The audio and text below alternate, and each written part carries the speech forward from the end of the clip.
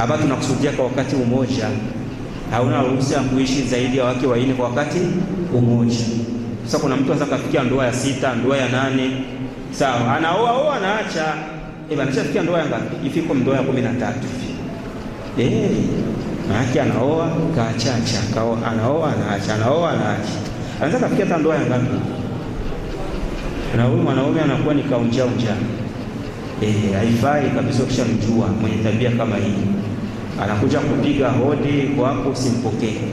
Huyu hafai. Dawaka. Mtu mwenye kupenda kuonja tayari. Kisha anajigamba na kwamba mwanamke ni kama box tu. Box ukishalifungua unafanya nini? Unatupa. Ukishamaliza huko tayari unatupa zako. Tafuta kitu kipya. Ni wanaume wako hivyo. Kwa sababu ya nini? Ya pesa. Kwa mimi na pesa, nitaishi na mwanamke mmoja aje. Naenda nabadilisha tu. Kimaliza analeta mwingine. Kwa hiyo vigezo hivi ukiwa umevieneza, ruhusa. Sawa.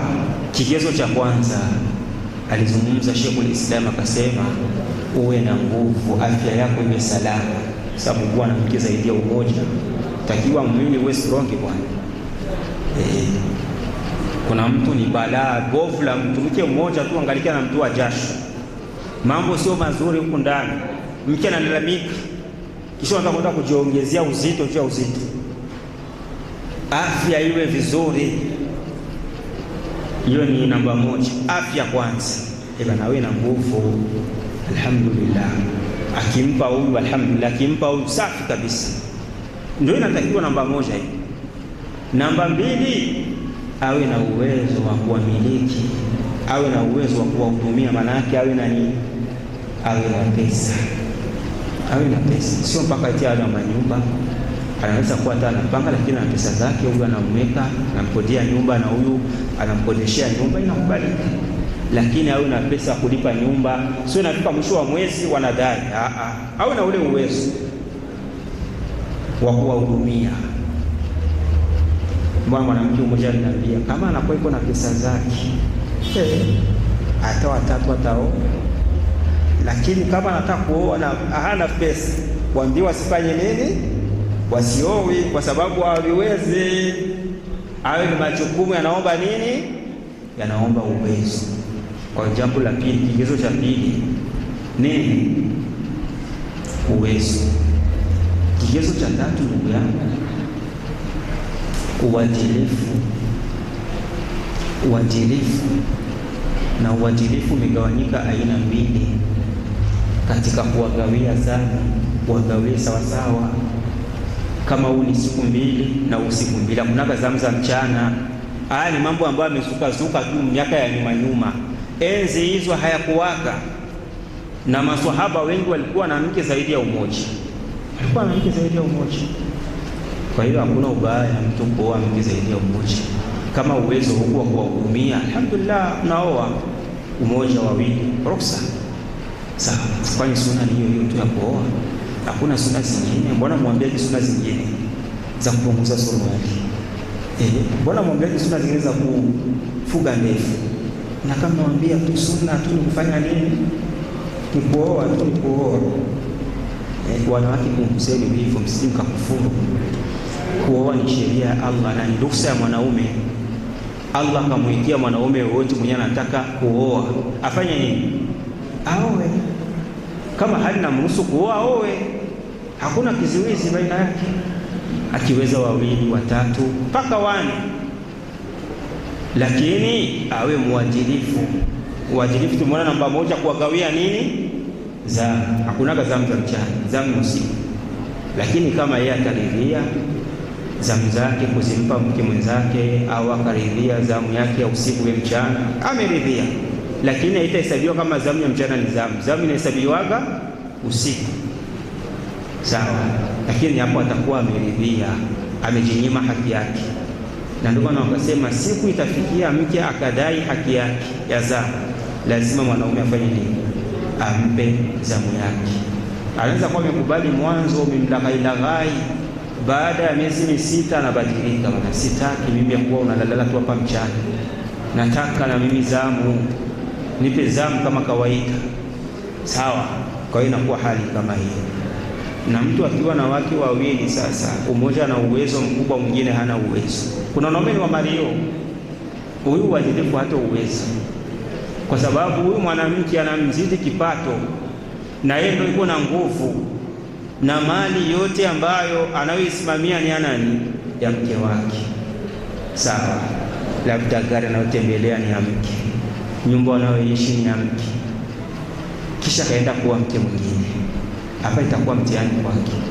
Huyu mkubwa akisema bwana, usitaki kumpe zamu au mpe tu siku moja, lazima yule jamaa atafanya nini? Atafanya sana kutaka. Ama ikiwaga zamu yangu mimi, mwanaume shakapanga zamu, ikiwa zamu ya bindogo, wanawake wote wako sawa sawa. Hapa mnaitaka mke mkubwa, mke mdogo, lakini kwenye haki wote wako sawa sawa. Kuna cha mke mdogo, kuna cha mke mkubwa, wote wako sawa sawa, wote ni wake sawa kwenye sheria ya Uislamu. Lakini katika mazingira, huyu mke mkubwa, mke mdogo, mke wa katikati, haya ni kwenye mazingira, lakini kisheria wote wako sawa sawa. Ndio maana pakitokea fursa kama hivi ya safari, utakusafiri, inabidi ufanye kura. Hautachagua mtu utasafiri naye, unafanya kura. Unawaita pale, bwana mke wangu, wake zangu wawili, mimi niko na safari, na katika hii safari nataka nisafiri na umoja. Sawa, lakini mimi sina ruhusa kuchagua. Kwa hiyo chagueni, nafanya kura. Chagua, nachagua upande gani? Chagua upande. Na wanachagua wapi? So mwambie bi mdogo, kwa sababu yeye ndio nyumba ndogo, amekuja na mambo bwana, wewe uchague huko. Mimi sasa nitarusha, ndafika na kuangushia huko kwako, ili nifanye nini? Niende na wewe. Hapo unakuwa mzulumu.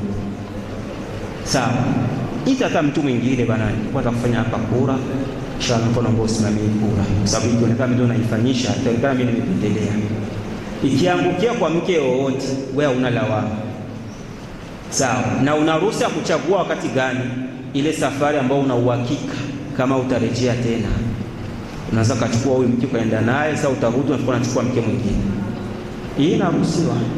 Lakini kama ni ile safari ya una uhakika, sasa ndio umetoka huko, nimetoka safari, nianzie kwa nani? Anzia kwenye unataka, kwa sababu sasa umekuwa safari, hakuna lazamu. Bwana, nilikuwa nimeenda na mke mdogo kule, ndio umeenda naye. Ukiwa kule hakuna lazamu. Zamu ni pale unapokuwa uko sehemu ambayo wake zako wanafanya nini? Wanaishi, ndio zamu. Hapo unaanza kugawa. Kwa hiyo utafikia kwenye unataka. Kama utataka kufikia kwa bi mkubwa au bi mdogo, ni wewe kusema. Haya ni mambo ambayo wanaume wanatakiwa kuyaelewa na kuyazingatia, sababu wanaume ndio wanawachanganya.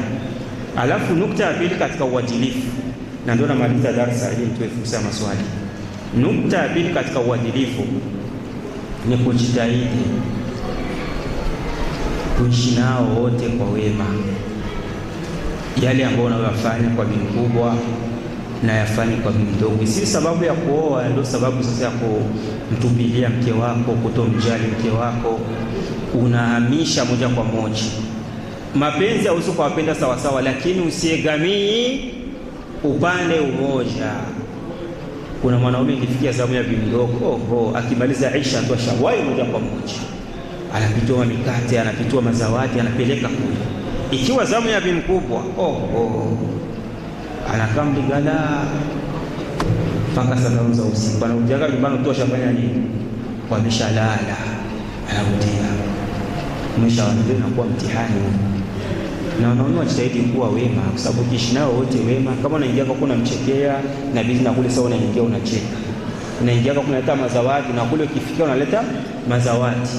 Sawa. Na aliyekuwa na watoto hautampa matumizi sawa sawa na mwenyewe ana watoto, haliko sawa hivyo. Kwa kila mtu nampa kadiri. Uadilifu ni kila mtu kumpa sawa na kile yake. Ndio maana uadilifu. Na huyu hapa anatakiwa kula kilo 2 za mchele kwa sababu ana familia, na huyu hapa ana familia, huyu ni nusu au nusu ya mchele inatosha. Nusu inamtosha, alhamdulillah. Mimi na yeye nusu inatutosha. Huyu kilo 2, huyu kilo, huyu nusu. Ndio uadilifu. Huyu anali nyama, huyu anakula samaki. Uadilifu ni kumpa huyu wa samaki na huyu wa nyama. Ndio uadilifu. Sawa, ndio uadilifu. Sio unaenda kununua sema kilo 2 za nyama, kila mmoja kilo. Huyo ana watoto, ana familia, utampa sawa sawa aje na huyu? Huyo ana familia. Uadilifu ni kila mtu nampa sawa na kile yake. Kama kisa unavyo watoto, kuna mtoto wako mkubwa ukiweka pale bule za ugali anakula 3, mwingine anakula bule 2, mwingine anakula bule 1. Kila mtoto unampa kadiri ya nini, ya kile yake. Ndio uadilifu. Hata kwenye masomo ni hivyo hivyo. Uenda mwenyeko maternelle na mwenyeko primaire awalingani matumizi. Hata kwenye watoto ni hivyo hivyo. Kwa hiyo inabidi kila mtu kumpa kadiri ya haja yake. Ndio maana ya uadilifu. Kwa hiyo uadilifu ni mambo mawili. Jambo la kwanza ni kuwagawia zamu, na jambo la pili ni kujitahidi uinje wa wake zako wote uweze kuwa mzuri na muonekano wako uwe vizuri. Kama sisi tunapoingia kwa bibi mkubwa na kwa bibi mdogo, jitahidi vile changamkia, unamletea mazawadi, unaingia kama mapema vile vile, unampigia masimu hivyo hivyo, hiyo inaeleweka.